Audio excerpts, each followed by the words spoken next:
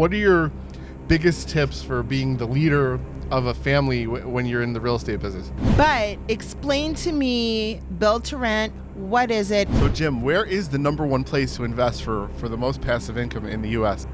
Yeah, great question. Without a doubt, the best place to invest is.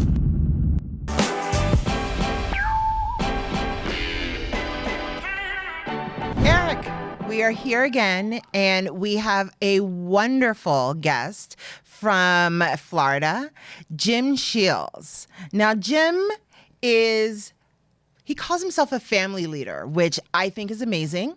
And he works family life into his business life, but he's also a real estate investor. He's done flips. He does Build to rent. He's in the Nice. build to rent niche. Well, family and real estate is always a challenge, so I can't wait to hear from him. Hey, Jim, welcome to our show. Tell us about yourself.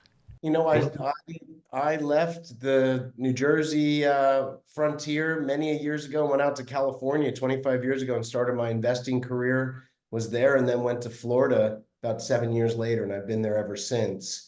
Wow. I wasn't supposed to go into real estate, but I liked a couple of things that I'm sure you guys liked. 8 out of 10 millionaires, the stat I showed, was a millionaire. That's where 8 out of 10 people made their wealth who are millionaires. And I like the tangibility. I know in our area, everyone ran to Wall Street. I just didn't like the stocks. It didn't make sense to me. But real estate, the tangibility and the levers you could pull. So I started rehabbing homes and did that for a number of years.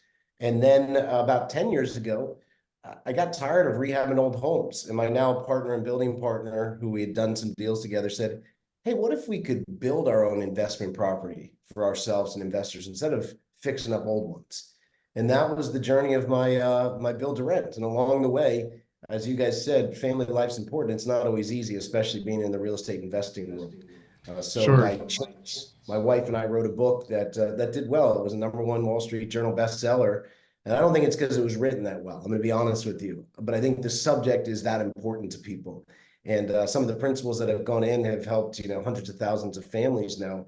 So I'm always trying to walk my talk. I continue to invest in real estate, continue to build a number of properties. Right now we have 700 million under asset management.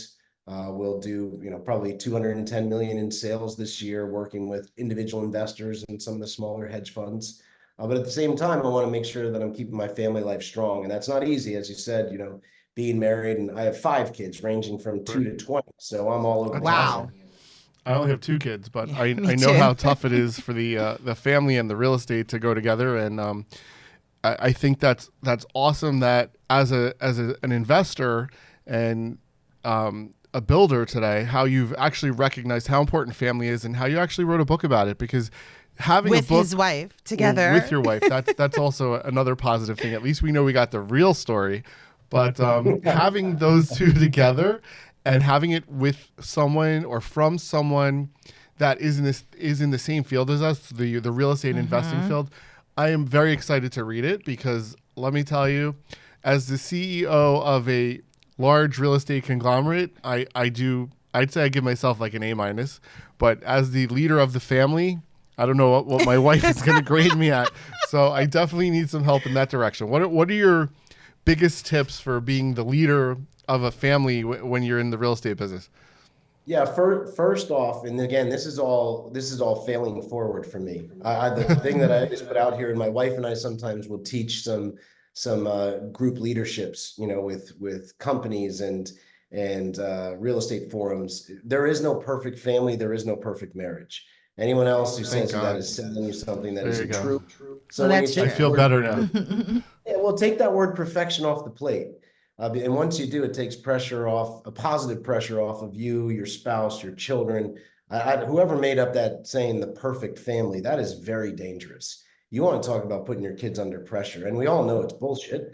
So don't use that. It's not about what we found, Eric. It's not about perfection. It's about bridging imperfections and making the most of the time we have together. And that time is fleeting. If I've learned anything from being able to look at my 20-year-old or my 2-year-old, they're very different conversations and very different time spent. So we want to make the most of those different stages.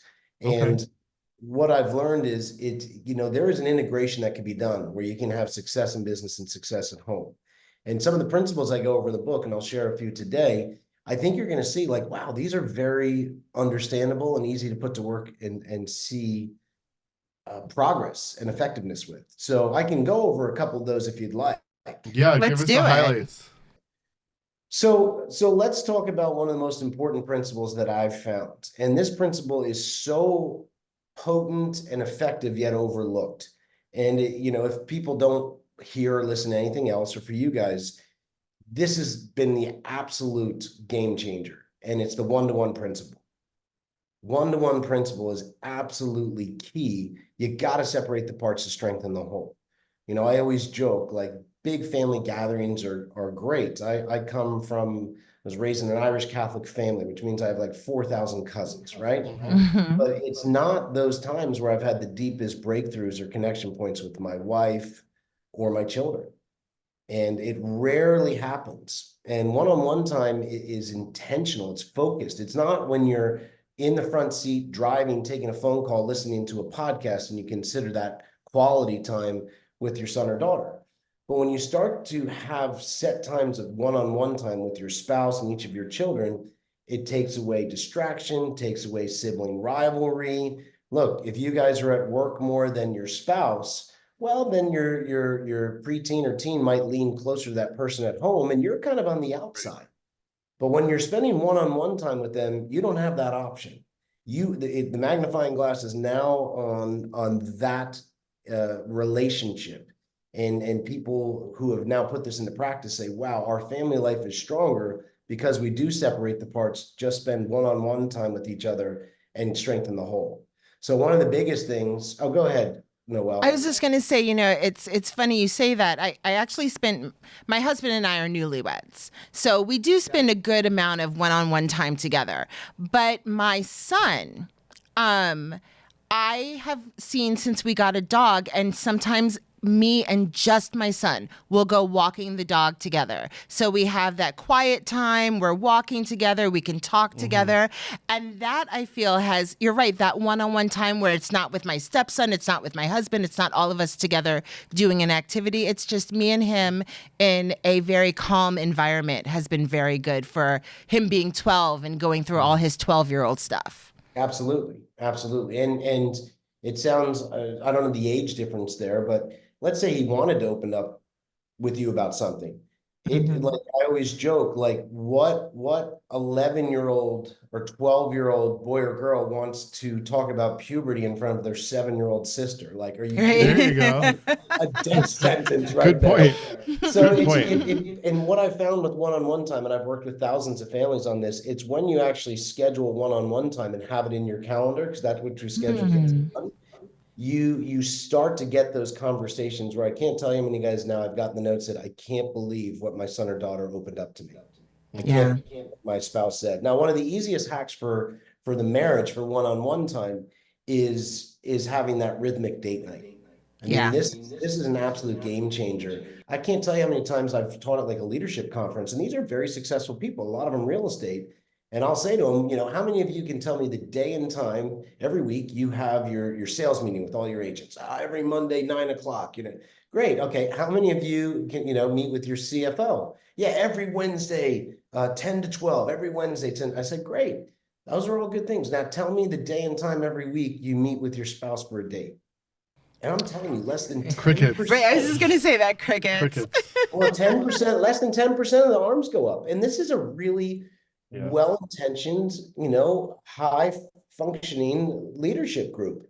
And that which we schedule gets done. So what I always encourage people to do is, even if your kids are older, get out of the house, go do something, have it set. Like for my wife and I, same bat time, same bat channel. My wife's like, no one gets that. I'm like, of course they do. We all watch. We No, we do. totally get that. I don't think my 16-year-old will get it, but I get No, it. your kids Yeah, won't. yeah. So it's for me, it's every Wednesday, 5:30 to 8:30. Don't schedule me for a podcast. Don't schedule me for a client dinner. Don't schedule me for a webinar, nothing. I'm not available that night. And even for my kids, like, hey, we have date night. And So it's tonight every is date Wednesday, night. 5. Yeah, I was like, we're cutting it close. You got something Yeah. special planned for tonight? Well, I'm It's all actually good. in Costa Rica tonight, so I'm Okay. 2 hours behind you guys. So yes, we're going to go to one of our favorite little restaurants here in our little Awesome. village here. So yeah, but Awesome. it's a time where we have for ourselves. And I do it every Wednesday because we have the babysitter set. Mm-hmm. And if every week you're like, well, we've got to get a date on the calendar, you're already screwed because I know how Yeah. busy you guys are. Is real. Well, let me see Tuesday. No, we have the kids on this day. If you just cement it in one spot, it's very hard to miss. And you just have that clarity. So Love that's it. one. Another thing that I talk about in my book, which is pretty unique, that I highly recommend to you guys that we call our book 18 Summers, because 95, it's 85% of the quality of time the average person gets with their child is done by the end of their 18th summer. Wow. And when you think about that, it makes a lot of sense. I mean, your 5-year-old's hanging out with you a lot more than your 25-year-old. Mm-hmm. Mm-hmm. Right. Once they hit 18, there's college, there's the service, there's all sorts of routes, and our time fleets. So we say, let's do those first 18 right so that they want to come back for more. And one of the things that I do, and this is what became, it's crazy, guys, that it became popular. And it was at Real Estate Masterminds. I said, look, what I decided to do, and I talk about my family story, is every quarter I'm going to spend at least a half day alone with each one of my kids doing whatever they want to do. That was it. Weekly date night with my wife, and once a quarter, they get a day with me. What do you want to do? Where do you want to go? And I'll tell you one of the absolute clinchers to make it successful next. But those days, those pillars, every quarter after quarter, year after year, have changed our relationship. That's when they opened up. That's when I get the chance to apologize when I've been a total, Mm-hmm. jerk Yeah. and and not been there for them, and also get to go on and see their gifts and talents. So those are two of the main things: scheduling one intentional one-on-one time. So I love that, and I am actually going to go home and implement all of those things. We've tried the date night thing, but I'm going to bring it back. But so I have another question for you. How does your family react to you being in the real estate business? Going from these smaller projects to now doing much bigger development. Like where's your support? Is your wife all on board? Or your kids into it? How does that work? Yeah, we have something in our house called the money talk. So once my kids turn around 15, 16, I openly share our books with them. If Really? you have, this is what we own, this is what we're worth. And people are like, that's crazy. You're going to show them that? And I said, they're not guaranteed anything. I Mm-hmm. said, we Mm-hmm. have rules and values around it, and I would like them to give them legs up that I didn't get. But, let's say if they choose the route of addiction, I've made it clear you receive nothing. I'll be there to support you, but I will not fund addiction or something like that. So I Sure. always explain to my kids, here are the values around our money. And it's not to be loosely talked about, but I want them to see that, like when things are good, when things are tight. And we know in real estate developments, you can have a little of this. So We our do two know. oldest boys have sat in many of the county meetings. So they're tied in. My 20-year-old's, buying his first property right now. So they're very involved. They understand it. They see the ups and downs. They know how it works. They know how I started, what I went into, how I almost went broke in 2008, what I could have done differently to avoid that, what I do now, how I got into build to rent. Our two older boys are very astute to what we're doing. I love that because it also teaches them about liquidity and non-liquidity. It teaches them about budgeting, how you've lived your life, and it instills your values within them. And you said 15, 16, you found that they were ready to do that? Yeah, we talk about that's the age that I've picked. And I joke about, Mm-hmm. we'll all do the sex talk with our kids, but what about the money talk? The sex Yeah. has to be at like 12 these I days. know. Yeah, it's younger. So money talk, Yeah. I do a little early. Okay. But how do we expect them to be able to handle money if we never talk about it? And the schools Yeah. are dismal about it. I No. mean, it's Yeah. horrible. And I've found that they have a greater respect. They ask good questions. They don't feel entitled. That's been my personal experience by sharing that. And I think what I've done, Eric, which is why I get invited to a lot. I'm a partner in a very large build to rent company, but I was very clear of how I was going into this segment of my career. And my partner is a great guy. We have Mhm. such a good friendship and partnership. I'm a whiteboarder, he's a spreadsheeter. And I stepped in and merged my business with his, which is much bigger. And I said, you get fat, I'm going to get chubby. Here's where I'm going to be. I will work from Costa Rica for 3 months out of the year. No problem. I know that you're still helping out. I'm going to do this. I don't apologize for time with my family. I just set the benchmarks and kind of the the stage of what I would do to become part of this company. And he openly accepted because we had worked together for years. We had done hundreds of millions together. So I kind of went very eyes wide open with it. And I had a really good understanding with my partner. I put all of those things on the table. We agreed to them. And now there's no miscommunication. And I get paid really well for being a partner in this business. He gets paid even better, as he should, because of the different responsibilities we do. Well, I think that's awesome. I love the money talk idea. You know, I have a son who's 16, and he sees some of what goes on. He sees the days when money is flowing, and then he sees the days when I'm like, don't buy that extra hot dog. So he questions it, you know, and then when the wife adds her commentary, it's all crazy. So I've been slowly starting to share things with him. I wasn't really sure what time it was right to really show him the big picture, but that's interesting. I'm probably gonna do that sooner than I thought. You know, I'm always afraid that when you have good resources, sometimes it demotivates the children. But I guess if you handle it right, Well, it'll work. I think, Eric, you got to tie your money to values. And I said, look, our money is tied to certain values. And I'm here. I want to give you things that I didn't have the opportunity for, introduce you to things that I wasn't available to me, but I will not do the push-ups for you, and I won't enable. And so that's like my one thing. And people, this is a really strong subject, especially, let's be straight, with people all of a sudden first generation wealth. They want to do all these things for their kids, but it can put them in a dangerous situation, especially the road down to, as you said, lack of direction and even addiction. Sure. And my kids have heard now for years, especially the 20-year-old, I said, look, I'll love you. If you chose the path of addiction, you will get nothing. I cannot fund that. I love you too much. And whether there's a litmus test of bullshit there or not, you know, both of them are good and sober kids. And I think, again, I don't think there's a problem saying we have this. I think it was Will Smith who caught his son, the other movie star, talking smack about how much money they had. And told it, and I know Will Smith's a little more confrontational now with Well, just think of him as the Fresh Prince. No one can have conflict with the French Prince, right? Well, what he said, Noel, is and I'll never forget this. He said, let me explain something to you. I think his name's Jaden. He said, your mom and I, we're rich. You are not. So we're trying to get you, you know, everything I just said, you know, abilities to do things, get into things that we didn't have, help you pursue your real interest or unique abilities, but we will not do it for you. And you're not guaranteed anything. And as long as there's yes, that's where I think that tying it to values and some guardrails, that's not a bad thing. If they think we're automatically guaranteed this, yeah, and I guess it was Warren Buffett who said, give them enough to do something, but not enough to do nothing. And those two things stick with me. I'm interested in the build to rent. Yeah. So, because it sounds expensive. It sounds like much harder. It sounds like a much harder entry than when you do find something that you can just lend added value to, that you can just find a rehab. Now, I know you've done over 2,000 rehabs, so you know how to do rehabs, right? You're the rehab king. Right. But explain to me, build to rent, what is it? And is that something that newbies can't even think of? So here's where it goes to.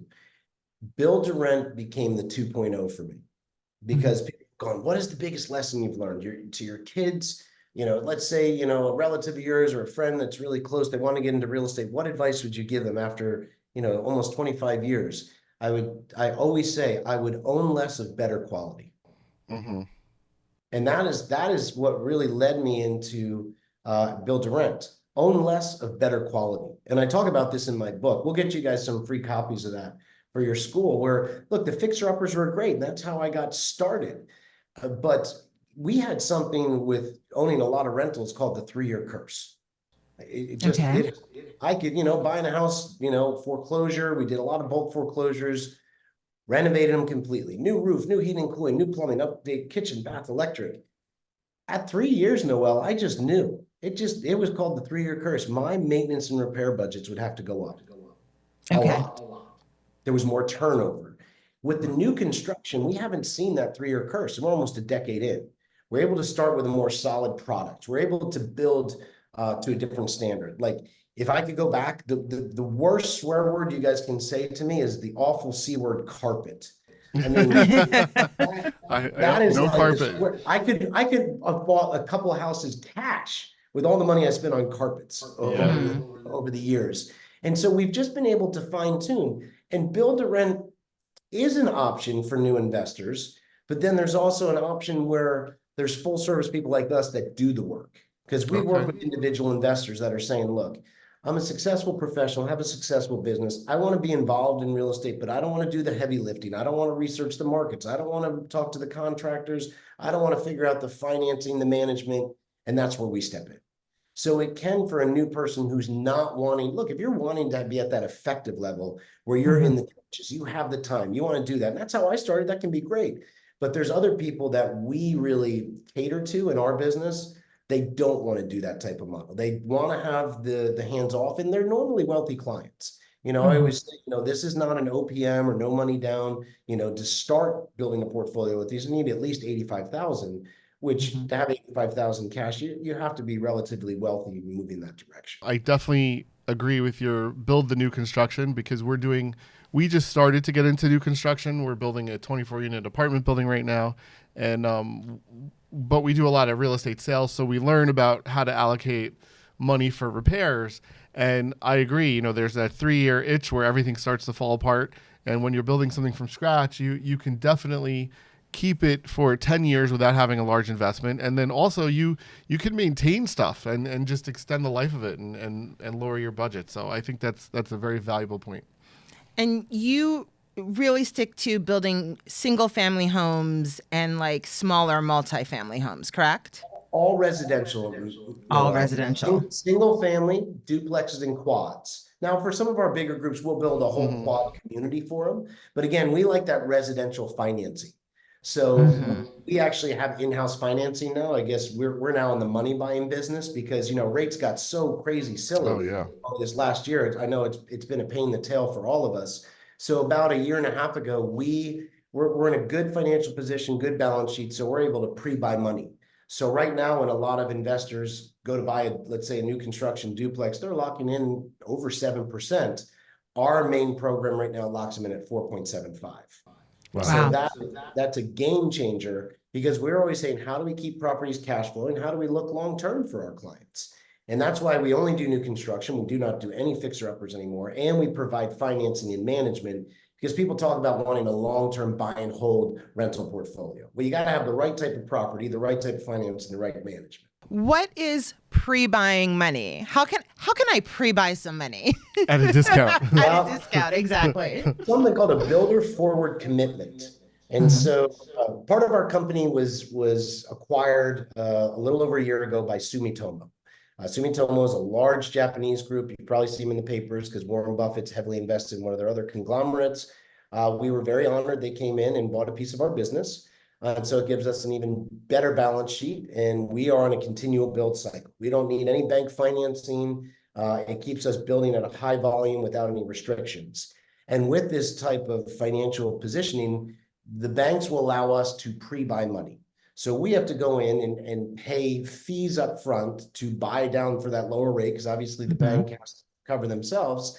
And it's expensive, but since we're doing it in bulk and have a favorable balance sheet where they'll work with us, we're getting a pretty good deal where, we pay several points to make this happen. But if they went in on their own, they'd be at over 10 points to get the rates we're doing. So that's how you do it. It's called a builder forward commitment. And you have to be doing a certain sort of volume and have a certain balance sheet to be able to do that. Awesome. So do you still own your own portfolio of investment properties, or have you switched everything into building for others? No, I still own my own private portfolio, and the company owns properties as well. But my main transactional business, besides my own portfolio, is we do work with, we have nearly 1,000 investors we work with. And Awesome. that's great. Have you found, because you're building new construction, and what is this country going through? We don't have any places to sell. We have no housing. So have you found in the last year, 2 years, that things have just skyrocketed for you because you're actually providing what the country doesn't have right now? Yeah, and that's why we're in Florida. Florida had a lot of growth over these last few crazy years. Before the pandemic even started, we got a municipality report from the Fort Myers area. That ended up being the fastest growing area over the last few years. Well, even before all this crazy stuff, they were 3 years behind on needed rental inventory. Hmm. So we are seeing an explosion. But one thing for us in Florida is we're going very second tier. So, being a Jersey kid, I'm like, well, Florida is Miami, Orlando, and Tampa. That's it. That's all of Florida. Right. And That's all we know. yeah, those Delray are those Beach. are three places we don't build. And we don't build there because we feel the pricing is a little high now, and it's Okay. so high that there's not cash flow. And we always want our people to start off with cash flow. So we're going to very second tier markets that are still having that economic growth, population growth. The affordability index is good, the draw is good, and the supply and demand is out of whack in our favor. Where, like you said, Noel, they need properties, and Right. people residential. The commercial, it's not helping right now. That a lot of good commercial builders out there, they got their hands tied right now. Sure. The banks are asking for the blood donation of their third child for another loan condition, and we don't have that, and so we're able to build these smaller projects in more scale. Is it easier to build in Florida than New Jersey? And I assume you built in California as well. I only did bulk rehabs in California, Okay. but compared to Jersey and California, everything is easier in Florida. So Right. I would assume. Give me an example of one of the places that you're building. I want a name. I want a town. Oh, Jacksonville. So Jacksonville, Jacksonville. Okay. That gives me an idea of. Okay. Jacksonville, Greater Fort Myers area, Ocala. These are solid markets that have, again, we will not go in if those five factors aren't there. Population growth, economic growth, a good affordability index, which you guys know that just the average family income can afford the average medium priced home. So all the affordability indexes are still strong, and then healthy supply and demand and draw. What is it desirable to live there? One of the things that we found, through the last couple of years is these smaller units, price wise, people would rather have half a duplex than live in a big apartment building, especially with, all the theme of distancing and things. So it COVID, was, yeah. it was a good thing for us for what we were building. Okay.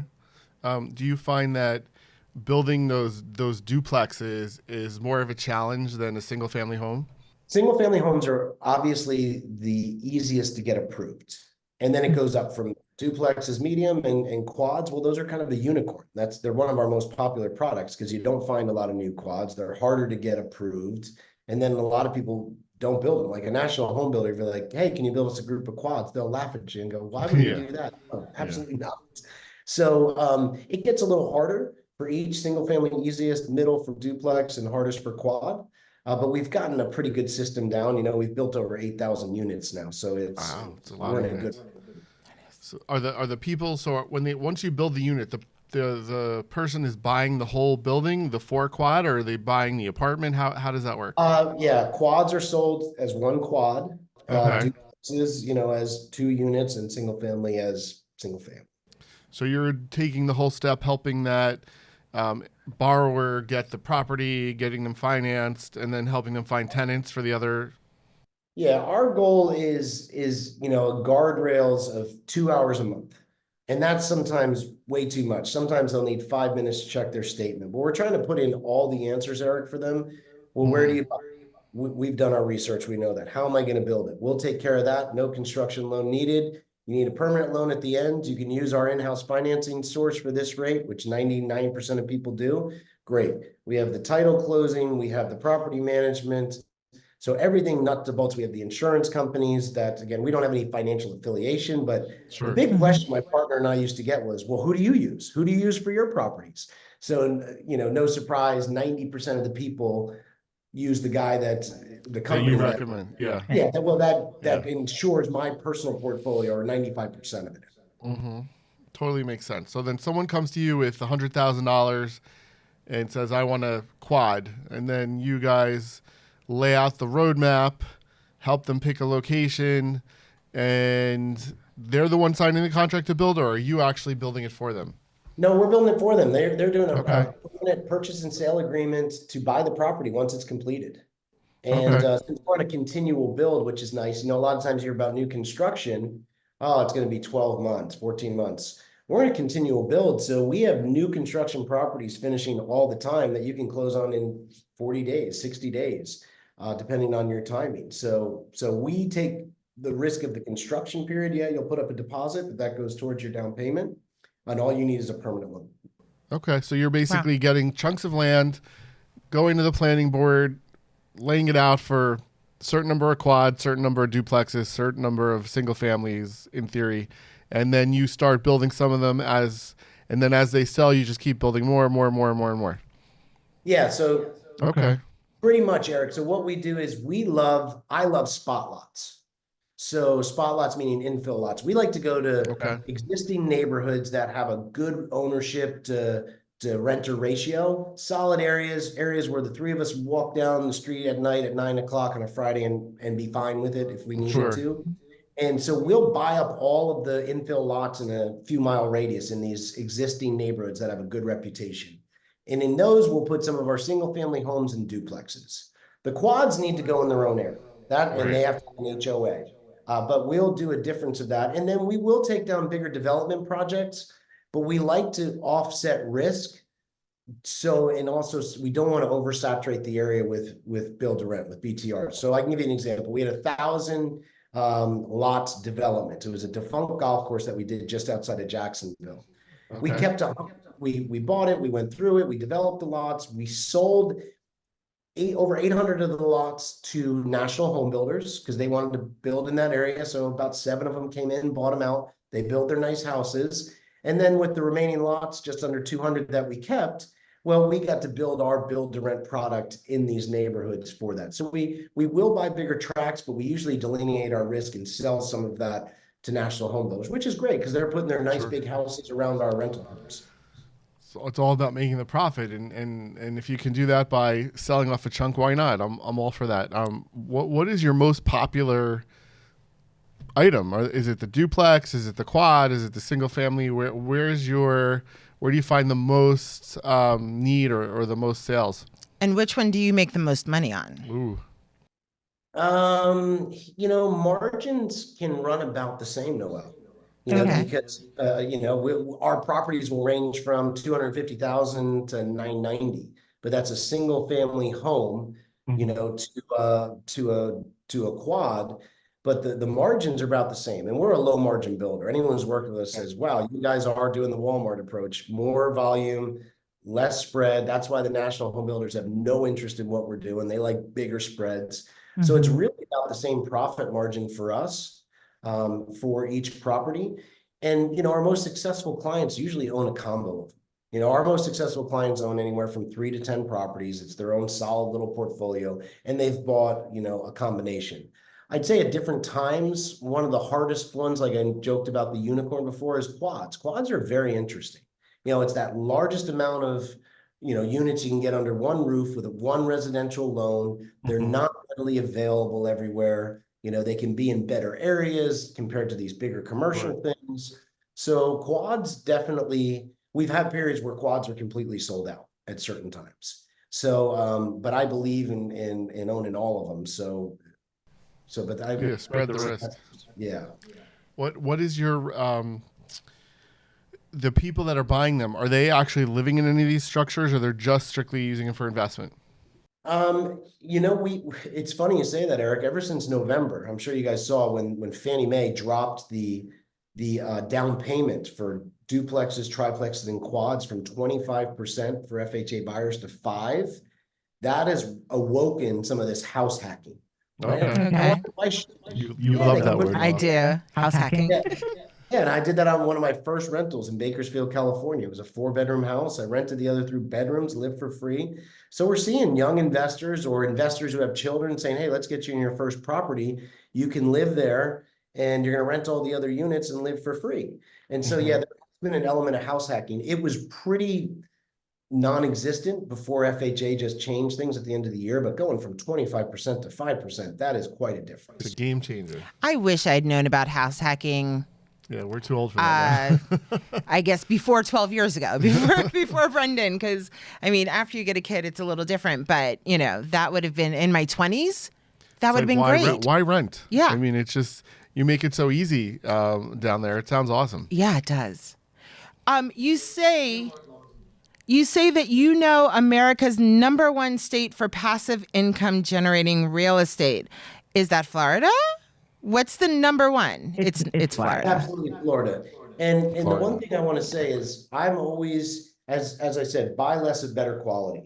I will, after all the experience I had, I will always sacrifice some cash flow up front for a better quality home. Always. I've done the numbers. There's too many times that I would get these performas on these really bottom of the area houses, tough condition, and the cash flow would look so high. But miraculously, I'd always be giving it back and then some in maintenance, repairs, turnover. And so I always want something easier and more steady. And what I found is with Florida, with its growth. So like, for example, if you had invested 250,000 into our single family homes in Jacksonville 5 years ago, if you could have took that 250 and put it in the S&P, great, you would have earned 10.4%, which is great. You could have put it in a real estate fund. Like I have a buddy who runs a real estate fund. He would have earned his people 13%. Right. Solid, do anything. But with a little activity in owning property, if you had invested 250,000 into our build to rent program in Jacksonville, just single family homes, not even duplex or quads, your return would have been 69% over the last 5 years. And that's not just rental growth. Obviously that's appreciation, depreciation, also debt reduction, all these things play into factor. But again, so many people get wrapped up in, oh, how much is going to cash flow over the next 1 to 2 years? I will always sacrifice a higher cash flow for a better property because I know if I hold it long term, it moves in the right direction a lot easier. I don't know if that makes sense to you guys. Sure, absolutely. But in Florida, isn't there a problem getting insurance right now? Are you having insurance problems? Hurricanes. I love that question. I love it. I'll tell you why. Hurricane. Well, it's the division of which properties. So there is a huge difference between, like, so I live on a little barrier island, right? Only 10 houses wide. And down the street from me, closer to the intercoastal, there's a few houses that were built in the 1950s. Okay. Their property insurance is 7 times more than mine. 7 times more. And they're half the size. Why? Because it was built at 2 feet above sea level. It's older construction. What happened in 2004, Punta Gorda, I had relatives that in New York moved there. They got decimated, absolutely decimated. The government stepped in and said, time out, we're done. We're gonna build on higher ground to higher structural standard. So 2004 moving forward, you guys will want to remember this, the houses have to be built different.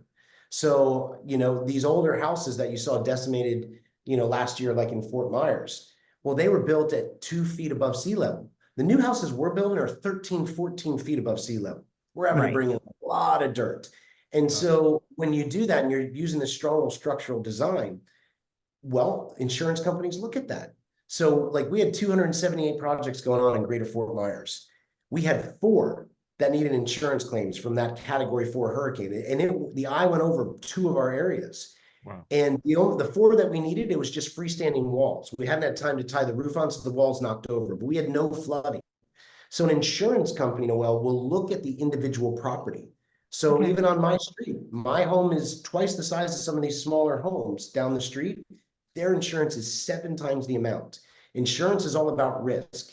And when you have a new construction home that's built to standards and on higher ground, they're going to give you great rates. In fact, we've had reductions in insurance rates since the beginning of the year. And you never hear about reductions, especially in Florida. So that's awesome. I was shocked at that one, actually. Awesome. Thanks for sharing that.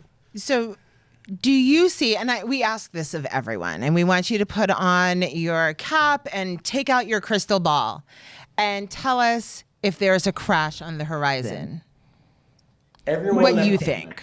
Everyone that I follow, who's smarter than me, because I am not an economist, is saying the end of this decade, the 2029, Okay. and Okay. there's different reasons, there's different fundamentals, which that gives me plenty of time to invest. And again, what I always I Get was all just your thinking mortgages. that. I was like, but that's We a gotta long get time. we gotta have get some all our time, mortgages paid off by right? 2029. and if you own, and that's the third part, if you own better property in better condition with less leverage, you can go through these things. Just like in 07, if you had bought a solid home in 07 and weren't forced to sell, yeah, you would have had some rental drop, but within 5 to 6 years, you already repassed that, and now you're, holy cow, how much further ahead on that? So I always tell Yeah. people, if you own less of better quality with less leverage, you'll be fine. It's when you're starting to get into highly leveraged, deferred maintenance properties with lots of turnover, that's a dangerous situation. So I do, real estate is cyclical. You guys know that. I do think there will be another 08 type of thing. But I think it's going to be easier to manage, definitely for me this time, because I own less of better quality with less leverage. There you go. I love that. Here's to no more 208s. I know, exactly. 2008 was horrible, but it's all good. Well, that's awesome, Jim. Thanks for sharing all this with us. And let me give you guys one thing we didn't get to. My second tip, along with one-on-one time, is what I call intermittent tech fasting. We all know what intermittent fasting is. Intermittent fasting is key to one-on-one time. That means your phone is not invited. There is nothing that will kill the moment on a date or with your children when you take that one phone call, that one text, one useless Facebook thread. I'm not telling you to give up technology, but have at times when you're completely and totally unavailable. That one thing has saved so many real estate professionals' marriages, relationship with their kids. Just have some times where you're just completely going to shut it off without guilt and just be there with the people you're in front of. So this has been great, Jim. I just want you to leave us with your final words of wisdom. What should one person take away from this? As a real estate investor and professional, you can be successful in business and at home. I think you put a few things into practice, it can get you not all the way there, but 80% of the way there. And you don't have to do as many properties as you might have been taught years ago, like me. So I love sharing our build to rent story. If you want to hear more about it, you can go to jjplaybook.com. It's something my wife and I designed. You'll get a free download of our book and also the principles of our 25-year journey. And hopefully that'll be able to help you get a little more clarity. Thanks for watching this episode. Now don't forget to like, subscribe, and leave a comment. And we'll see you next time.